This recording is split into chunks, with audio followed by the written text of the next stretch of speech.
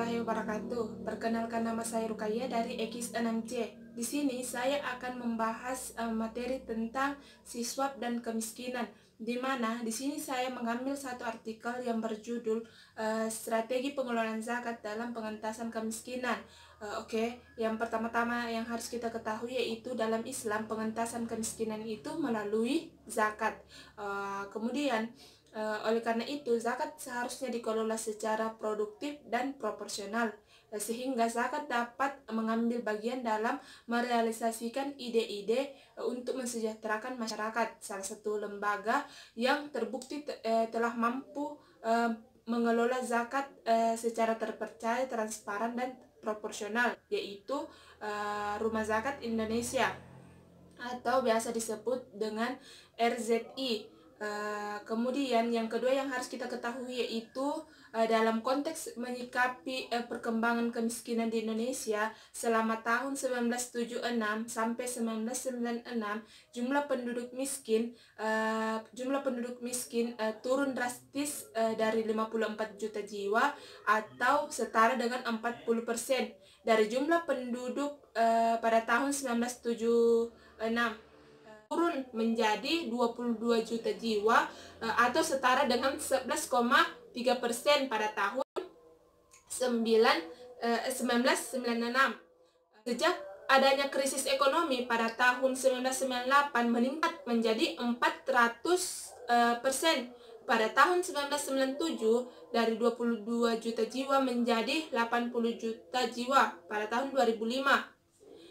Contohnya itu di Jawa Tengah, kondisi kemiskinan rata-rata menunjukkan peningkatan dari 5,9 juta jiwa pada tahun 2003 menjadi 6,9 juta jiwa di tahun 2006. Meningkatnya jumlah penduduk miskin merupakan bahaya besar bagi umat manusia, dan tidak sedikit umat yang jatuh peradabannya hanya karena kefakiran. Oleh karena itu, diperlukan suatu kebijakan dalam pemberantasan kemiskinan tersebut. Yang untuk lebih lanjutnya, saya akan membahas satu persatu, yaitu yang pertama itu konsep kemiskinan, dan yang kedua itu konsep zakat.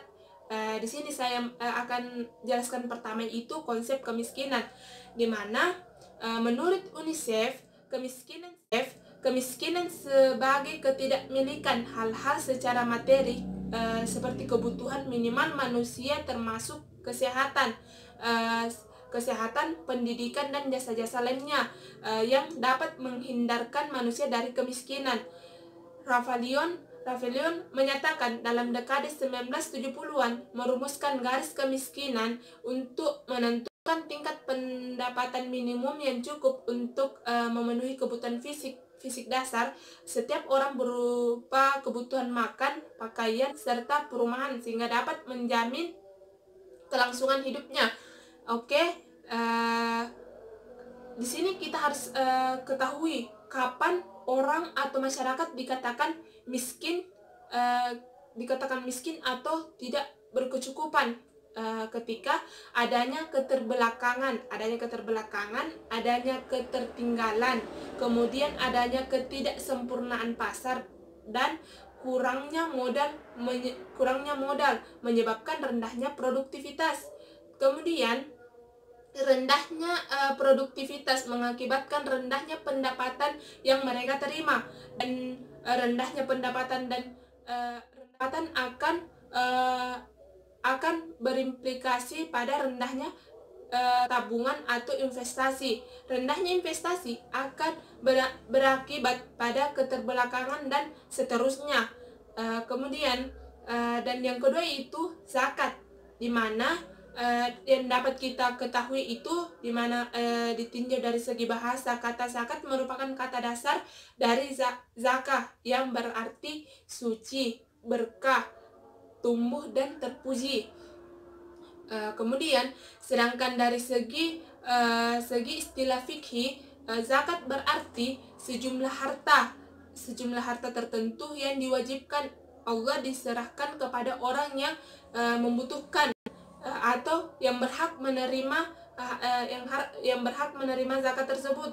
di mana di samping berarti mengeluarkan jumlah tertentu itu sendiri.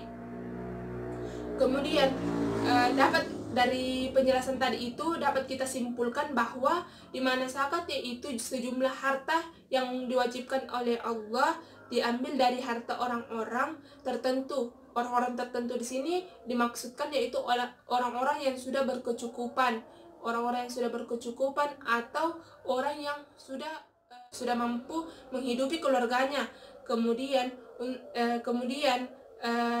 diwajibkan untuk mengeluarkan sedikit hartanya untuk diberikan kepada orang-orang yang membutuhkan atau orang-orang yang berhak menerima untuk mensejahterakan masyarakat atau mensejahterakan kehidupan sosial masyarakat umat Islam. Kemudian hal tersebut setidaknya tercermin dari firman-firman Allah yang berkaitan dengan perintah zakat.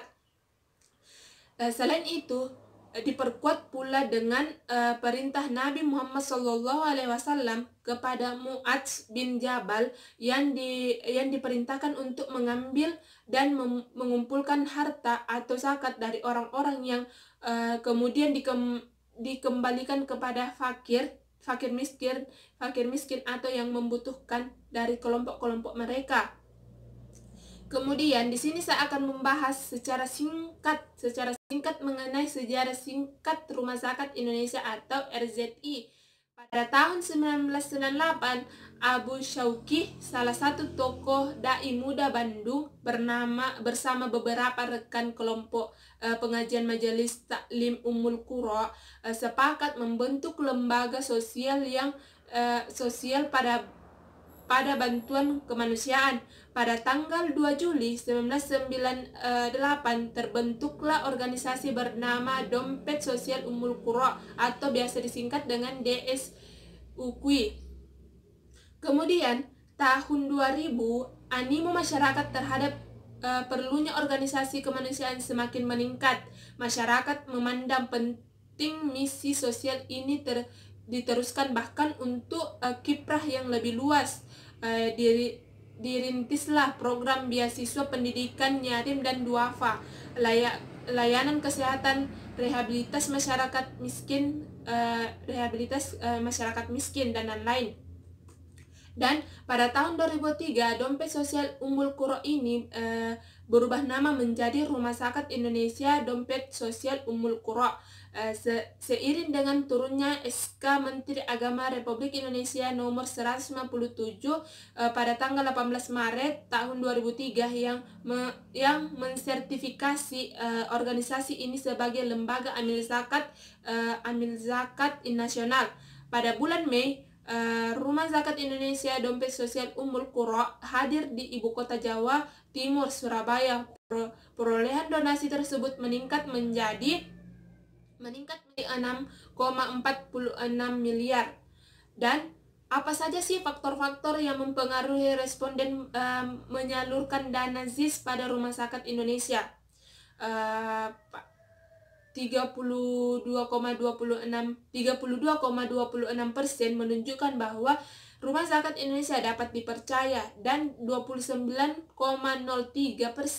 menunjukkan bahwa Rumah Zakat Indonesia transparan dan akuntabel, dan besarnya responden menyatakan bahwa Rumah Zakat Indonesia dapat dipercaya karena setiap kegiatan Rumah Zakat Indonesia, baik itu pengumpulan maupun pendistribusian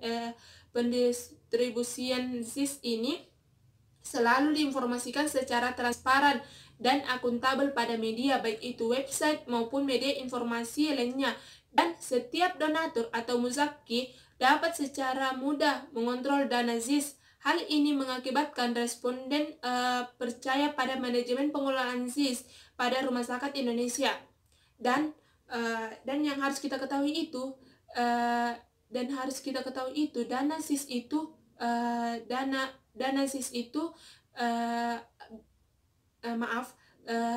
Rumah Zakat Indonesia itu sangat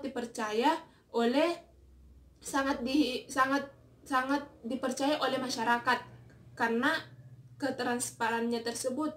Dan Di sini saya mengambil contoh pengelolaan dan pendistribusian dana SIS pada Rumah Sakit Indonesia dalam upaya pengentasan kemiskinan, yaitu di Jawa Tengah. Pengelolaan dan pendistribusian dana SIS pada Rumah Sakit Indonesia dengan mengembangkan beberapa program antara lain yang pertama itu pendampingan masyarakat, dan yang kedua ACD, yaitu Integrated Community Development, dan yang ketiga pengembangan kapasitas pemuda, dan yang keempat itu siaga bencana. Penyaluran bantuan Rumah Sakit Indonesia dilakukan melalui program-program dalam bidang pendidikan, kesehatan, kepemudaan, serta bidang ekonomi. Kondisi penyaluran saat ini masih dilakukan secara tersebar sesuai mustahik, berbeda untuk setiap program. Hal ini memberikan kesulitan dalam memberikan pengukuran keberhasilan program tersebut, dan kontrol Rumah Zakat Indonesia atau RZI dalam pendistribusian SIS, di mana Rumah Zakat Indonesia mengontrol pendistribusian SIS dalam upaya pengentasan kemiskinan dalam menetapkan standar operating procedure atau SOP.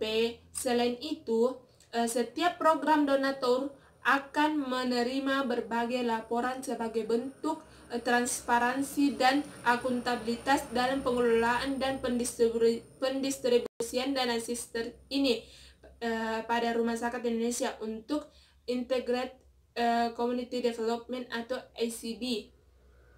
Dan dari penjelasan saya tadi dapat disimpulkan bahwa model pengelolaan pendistribusian dana SIS yang amanah, transparan, dan proporsional telah dilakukan oleh Rumah Sakit Indonesia. Sehingga Rumah Sakit Indonesia merupakan salah satu badan pengelolaan SIS yang mendapatkan kepercayaan masyarakat melalui pengembangan program ACD yang terintegrasi tersebut. Maka pendistribusian dana SIS dapat memberdayakan masyarakat miskin atau yang membutuhkan. Untuk mengontrol program-program pemberdayaan, Rumah Sakit Indonesia telah menetapkan SOP dalam rangka mengontrol program-program pemberdayaan zakat yang transparan dan akuntabel. Sekian materi yang saya jelaskan atau yang saya bawakan tadi ini. Mudah-mudahan bermanfaat bagi kita semua. Mohon maaf apabila ada salah-salah kata. Wassalamualaikum.